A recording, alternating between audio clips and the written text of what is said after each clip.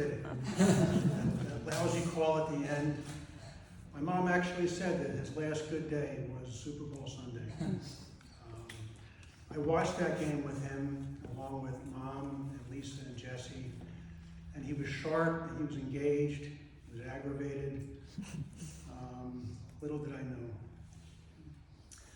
My father was a war hero, just like the kind you see in movies.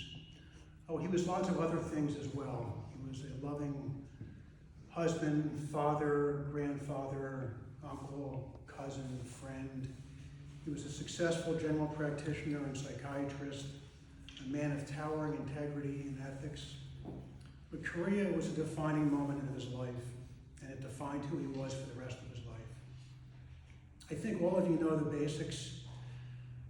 Dad was a naval doctor who served as an infantry battalion medical officer with the 1st Marines in Korea. He fought at the Battle of Chosin Reservoir, one of the bloodiest conflicts that U.S. troops have ever been involved in, a conflict that some historians have compared to the Battle of Dunkirk. For his service, he received the Legion of Merit with Combat V, which is one of the highest honors you can receive in the military. This is part of the citation that came with the medal, as reported in the Philadelphia Inquirer.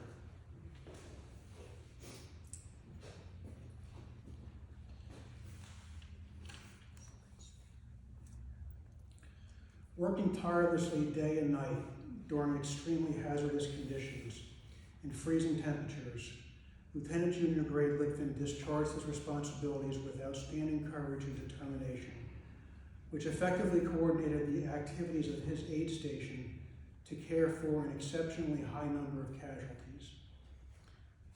Though his aid station was subject to intense enemy mortar and small arms fire, he courageously remained in that station with no concern for his personal safety. His high degree of professional competence, courage, and determination saved the lives of many Marines and served as a source of inspiration to all those who observed him.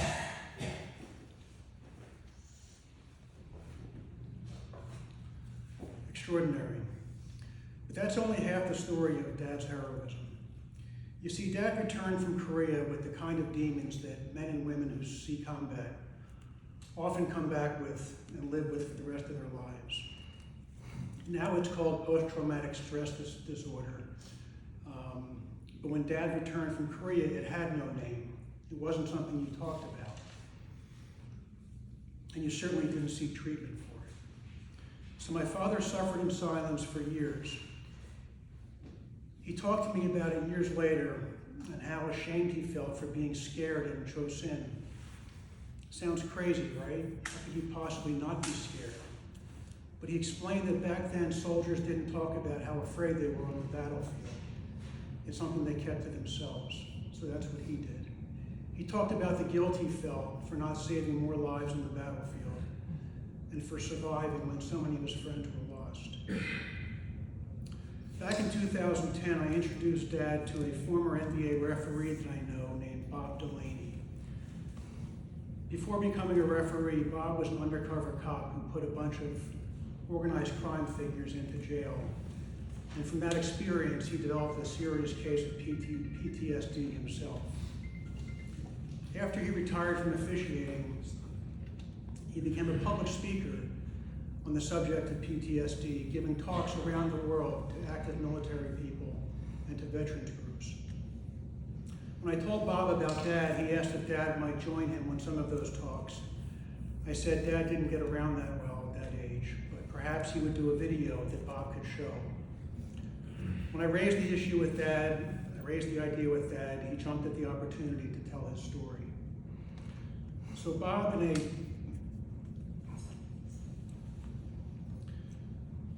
a camera crew came to our house in Jenkintown, and with me sitting just a few feet away, Dad talked for an hour without notes about his experience in Korea.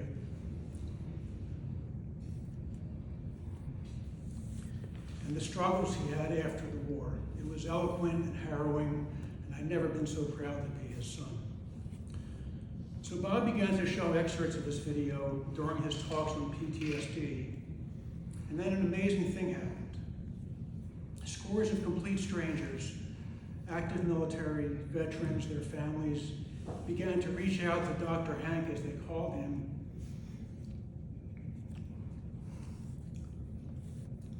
by letter and by email, to thank him for his service, his bravery, and for helping them understand and cope with their own struggles with PTSD. The highlight probably was a letter that he got from 4-star General Ray Odierno, who at the time was the Chief of Staff of the Army, the single highest ranking officer in the U.S. Army at the time. Here's an excerpt of a letter he received from the Commandant of the U.S. Army War College. Dear Hank, I wanted to thank you for the powerful way in which you touched the lives of our 385 senior leaders during Bob Delaney's presentation on 17 September 2013. Bob shared several video clips of your deeply personal experience from the battle of Chosin in the Korean War. You opened your heart with us in a very personal way, sharing the echoes of your wartime experience. You also offered a great reminder to us about how these are often carried into our homes. It was also very clear that you are blessed with a wonderful wife, June, about whom you revealed your deep love and appreciation for all of her support that she provided you along the way. We were all deeply moved and forever grateful for the way you touched our lives and relationships, and your exemplary self-awareness and the healing words and insights that you shared. You reached across time and service, mentoring us as only great leaders do. Dad once commented that he may have helped more people with that one video than he did in the battlefields of Korea. Yes, my father was a war hero. I love you, Dad. Rest in peace.